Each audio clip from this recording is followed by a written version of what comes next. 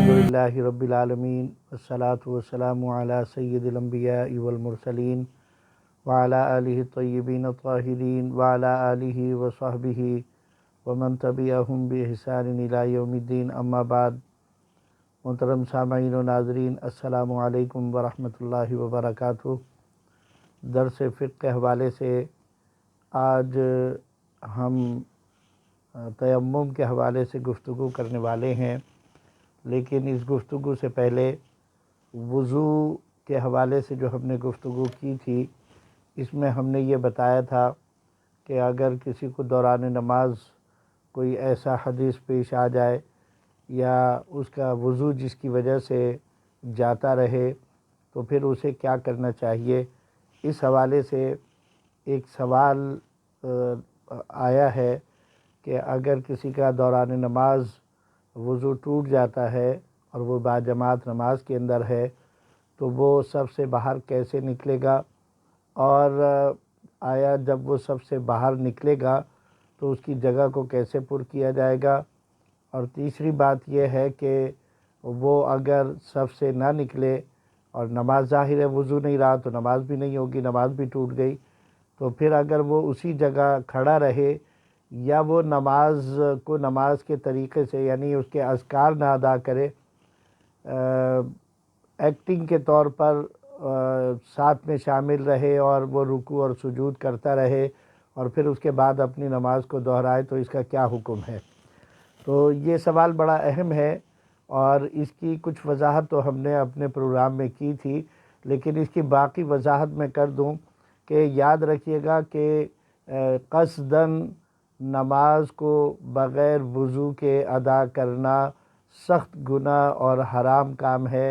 اور بعض فقہا کے نزدیک اگر قصداً کوئی بغیر وضو کے نماز ادا کرتا ہے تو وہ دائرہ اسلام سے ہی خارج ہو جاتا ہے۔ اب مسئلہ یہ ہے کہ ایک شخص وضو کر کے آیا، جماعت کے اندر شامل ہوا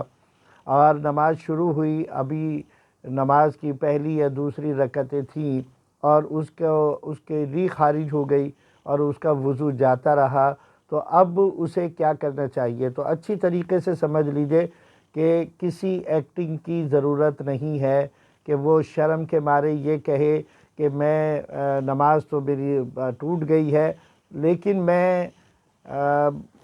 صف سے بھی نہیں نکل سکتا، نکلوں گا تو لوگ کیا کہیں گے، وہ کہیں گے اس کا نماز میں وضو ٹوٹ گیا تھا۔ تو یہ ایک فطری چیز ہے، اگر وضو ٹوٹ گیا ہے تو اب صورت یہ ہے کہ اگر آپ وہیں کھڑے رہتے ہیں اور ایکٹنگ کرتے رہتے ہیں اور رکوع اور سجود میں شامل رہتے ہیں، اذکار نماز اور تکبیرات جو ہے وہ آپ ادا نہیں کرتے، صرف اس لیے کہ لوگوں کو علم نہ ہو اور آپ آخر امام کے ساتھ آخر سلام پھیرنے تک آپ اسی طریقے سے رہتے ہیں، تو یہ بھی گناہ کا کام ہے۔ اچھی طرح سمجھ لیں کہ یہ بھی گناہ کا کام ہے اور ایسا نہیں کرنا چاہیے۔ اور اس کی ایک وجہ یہ ہے کہ جب آپ کا وضو خارج ہو گیا، وضو ٹوٹ گیا اور آپ کی نماز باطل ہو گئی، اب آپ اگر وہاں کھڑے ہیں تو آپ کے اوپر ایک وبال یہ ہے کہ آپ صف کے اندر گیپ ڈالنے والے یا صف میں انقطاع پیدا کرنے والے کہلائیں گے، اور صف میں جو انقطاع پیدا کرے اس کے لیے نبی کریم صلی اللہ علیہ وآلہ وسلم کی حدیث مبارکہ ہے، آپ نے ارشاد فرمایا جو ہماری صفوں کے اندر انقطاع یعنی نماز کی صفوں کے اندر انقطاع پیدا کرے، اللہ اس کے اندر انقطاع پیدا کر دے۔ یعنی یہ جو ہے بہت سخت وعید ہے، تو اس لیے آپ کا وہاں پر کھڑا رہنا صف کو توڑنے کے مترادف ہوگا، تو اس لیے آپ کو بہرحال صف سے نکلنا چاہیے۔ اب صف سے نکلنے کا یہ ہے کہ آپ فرض کریں پہلی یا دوسری صف میں ہیں اور پیچھے مزید 3-4 صفیں بنی ہوئی ہیں، تو آپ آگے کی طرف نہیں بلکہ ایک قدم پیچھے ہٹیں صف میں سے، اور پیچھے ہٹ کر دائیں یا بائیں جو کنارہ آپ کو نکلنے کے لیے قریب محسوس ہوتا ہے، صف کے اگر دائیں طرف ہیں تو آپ دائیں کونے کی طرف چلے جائیں۔ یاد رکھیے گا ایسی صورت میں جب آپ صف کے آگے سے گزر رہے ہوں گے تو آپ کے اوپر نمازیوں کے آگے سے گزرنے کا جو وبال ہے، جو نبی کریم صلی اللہ علیہ وآلہ وسلم نے فرمایا کہ نمازی کے آگے سے گزرنے کا اگر وبال تمہیں معلوم ہو اور تم کو انتظار کرنا پڑ جائے کہ نماز پڑھنے والا اپنی نماز ختم کرے پھر میں گزروں، اور اس میں اگر تمہیں 40 برس بھی لگ جائیں انتظار میں تو تمہیں انتظار کرنا چاہیے۔ یعنی وہ وبال اتنا بڑا ہے نمازی کے آگے سے گزرنے کا، جس کا کہ آج کل عام جگہوں کے اوپر خصوصاً چونکہ ہم اس طرح کی تعلیم سے اپنے بچوں کو آگاہی نہیں دیتے، تو عموماً بچے اور نوجوان جو ہیں وہ بے دھڑک صفوں کے اندر سے بغیر یہ دیکھے ہوئے کہ کوئی نماز پڑھ رہا ہے سلام پھیرتے ہی اٹھے اور صفوں سے نکلنے کی تیزی ہوتی ہے اور وہ نکلنے کی کوشش کرتے ہیں، تو یاد رکھیے گا یہ بڑے گناہ کی بات ہے۔ تو میں یہ عرض کر رہا تھا کہ اس شخص کو پیچھے نکلنا چاہیے، اور نکلنے کے بعد صف کے جس کونے کی طرف بھی ہے وہ اس کو اس کونے کی طرف چلے جانا چاہیے، تو جتنے نمازیوں کے آگے سے اس کو گزرنا پڑے گا اس عذر کی وجہ سے اس کے اوپر نمازیوں کے آگے سے گزرنے کا وبال نہیں ہوگا۔ کونے پر جائے اور کونے سے پھر دیوار کے ساتھ ساتھ وہ صف کے کونے سے ہوتا ہوا اور وہ پیچھے کی طرف چلا جائے۔ اب یہاں ایک بات اور یاد رکھیے گا کہ وہ وضو خانے کی طرف جا رہا ہے، اب اگر وہ قبلے کی طرف سے اپنا منہ نہیں پھیرتا، الٹے قدم نکل رہا ہے اور پھر ایسے ہی وہ وضو خانے تک چلا گیا اور اس کا رخ قبلے سے نہیں پھرا اور اس نے تازہ وضو کیا، تو اب اس کو اجازت ہے کہ وہ ایسے ہی واپس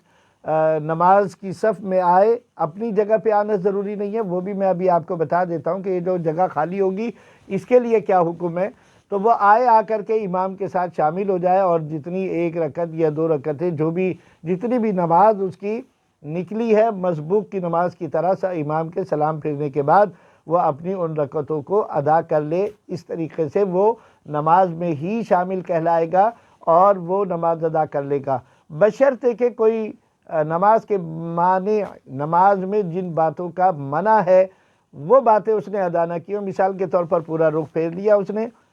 قبلے کی طرف سے، مثال کے طور پر نکلا تو فون کی گھنٹی بجی، اس نے فون جیب سے نکالا، دیکھ لیا، یہ خیال کیا کہ میری تو اب نماز ٹوٹ گئی ہے اور اس نے کال اٹینڈ کر لی، یا کوئی واٹس ایپ کے اوپر کوئی میسیج آیا تھا اس نے وہ پڑھ لیا اور اس کو جواب بھی دے دیا یا نہیں بھی دیا پڑھ لیا، اور یا کوئی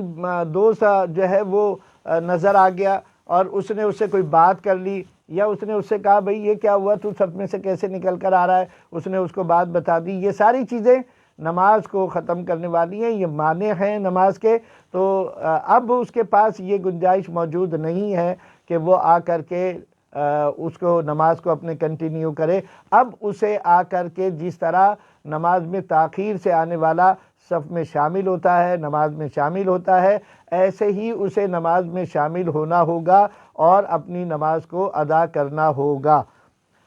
اب یہاں بات یہ رہ گئی کہ جب یہ صف میں سے نکلا تو اس کی جگہ جو ہے وہ خالی رہ گئی۔ یاد رکھیے گا ہمارے ہاں بھی امام اعظم ابو حنیفہ رحمۃ اللہ تعالیٰ علیہ کے نزدیک نماز کے اندر گیپ رکھنا یا نماز میں خالی جگہ رہنا صفوں کے درمیان میں یہ درست نہیں ہے اور گناہ کا کام ہے۔ اس لیے اگلی صف میں اگر کوئی جگہ باقی ہے یا صف میں سے وضو فاسد ہونے کی وجہ سے کوئی نکل کے چلا گیا، اس کے پیچھے والے کے لیے یہ لازم ہے کہ وہ 2 قدم میں اس جگہ کو پر کر لے۔ یہ یاد رکھیے گا کہ 2 قدم سے زیادہ اگر چلے گا تو اس کی نماز بھی ٹوٹ جائے گی، عمل کثیر میں آ جائے گا، نماز کو فاسد کرنے والا کام ہو جائے گا۔ 1 قدم درمیان میں اپنی صف کے درمیان میں رکھے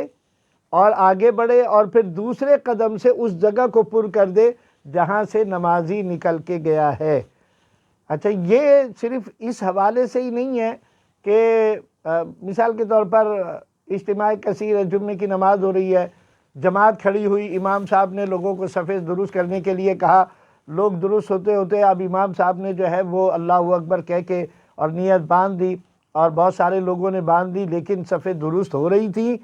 اور اس دوران میں اگلی صف کے اندر کوئی جگہ جو ہے وہ خالی نظر آئی، تو اب آپ 2 قدم چل کر اس نماز کی حالت میں ہی 2 قدم چل کر اپنے آگے والی صف کی جگہ کو پر کر سکتے ہیں۔ لیکن یہ یاد رکھیے گا ایسا نہیں ہے کہ آپ نے اپنے آگے والی جگہ پر کی، اس کے بعد اگلی صف میں بھی آپ کو جگہ نظر آئی، اس سے اگلے میں بھی نظر آئی، اور آپ نماز کی حالت میں ہی چلتے ہوئے 3-4 صفوں آگے چلے گئے، تو آپ کا تو یہ عمل کثیر ہو جائے گا، اور اس عمل کثیر کی وجہ سے آپ کی نماز فاسد ہو جائے گی۔ آپ نے اپنی اگلے والی صف کو پر کرنا ہے، اور دوسرے شخص نے اس سے اگلے والی صف کو پر کرنا ہے۔ اس طریقے سے گیپ کو پر کیا جا سکتا ہے، لیکن ایسا نہیں ہے کہ ایک شخص پیچھے سے چلتا ہوا آ رہا ہے، نماز میں ہے، اگلی صف میں آیا، اس کو اور جگہ نظر آئی، وہ اور آگے چلا گیا اور آگے۔ یا جیسے حرمین میں ہم کو نظر آتا ہے کہ لوگ اس حکم کو پورا کرنے کے لیے کہ نماز میں گیپ نہ ہو، لیکن اس کو پورا کرنے کے لیے طریقہ صحیح نہیں استعمال کرتے۔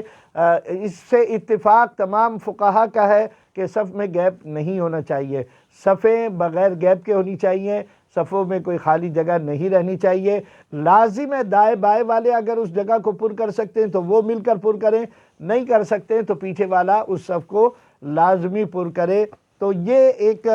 مکمل بات جو ہے وہ میں نے اس سوال کے جواب کے ضمن میں آپ کو بتا دی ہے کہ اگر کسی کا وضو ٹوٹ جاتا ہے تو اس کے اوپر لازم ہے کہ وہ صف میں سے نکلے۔ اگر وہ ایکٹنگ کرتا ہے، شامل رہتا ہے اس گمان کے ساتھ کہ میں ابھی کیسے باہر نکلوں گا، یا نکلوں گا تو لوگ کیا کہیں گے، اور وہ نماز کو تو فاسد سمجھتا ہے، ایکٹنگ کر رہا ہوتا ہے باقی ارکان کی ادائیگی کی، تو یہ بھی گناہ در گناہ کا کام ہو گیا، اس سے بھی بچنا چاہیے۔ اور دوسری بات یہ ہے کہ نکلنے کا طریقہ ہم نے آپ کو بتایا تھا کہ وہ اپنا ایک ہاتھ اٹھا لے، چھنگلی کو اوپر کر لے، جس سے لوگوں کو پتہ چل جائے گا کہ اس کو کوئی حاجت پیش آ گئی جو اس کے وضو میں حارج ہو گئی ہے، تو وہ تھوڑا بہت اگر صف کے درمیان سے ہی نکلنا پڑے تو تھوڑا بہت ادھر ادھر ہو کر اس کو جگہ بنا کے دے سکتے ہیں۔ اسی طریقے سے دوسرا طریقہ جو ہے وہ ناک کے اوپر ہاتھ رکھنے کا یا رومال رکھنے کا ہے، وہ رکھ کر نکل جائے، اور پھر جب نکلے گا تو کیسے نکلے گا، اگر رخ تبدیل ہو گیا تو نماز دوبارہ سے دہرانی پڑے گی، اور اگر قبلہ سمت ہی الٹے پاؤں واپس جا رہا ہے، وضو کر رہا ہے، معنی نماز کوئی کام نہیں کیا، تو پھر وہ آ کر کے اپنی نماز کو کنٹینیو کر سکتا ہے۔ یہ اس کا مکمل جواب ہے۔ مجھے امید ہے کہ ان جو سوال کرنے والے کی جو ضرورت تھی اور جو وضاحت اس کو مطلوب تھی وہ میرے جواب سے اس کی تشفی ہو گئی ہوگی۔ اللہ تعالی ہمیں اپنی نمازوں کو صحیح رکھنے کی توفیق عطا فرمائے اور دین کے احکام کو آگے رکھنے کی توفیق عطا فرمائے۔ یہ چونکہ طویل ہو گیا تو اس لیے اگلے پروگرام میں انشاءاللہ العزیز ہم تیمم کے حوالے سے گفتگو کریں گے کہ تیمم کب اور کس کو کرنا چاہیے، تیمم کس چیز سے ہوتا ہے، تیمم کے لیے کیا باتیں ضروری ہیں۔ اللہ تعالی ہمیں دین کا فہم نصیب فرمائے۔ وما توفیقی الا باللہ وما علینا الا البلاغ المبین۔ والسلام علیکم ورحمۃ اللہ وبرکاتہ۔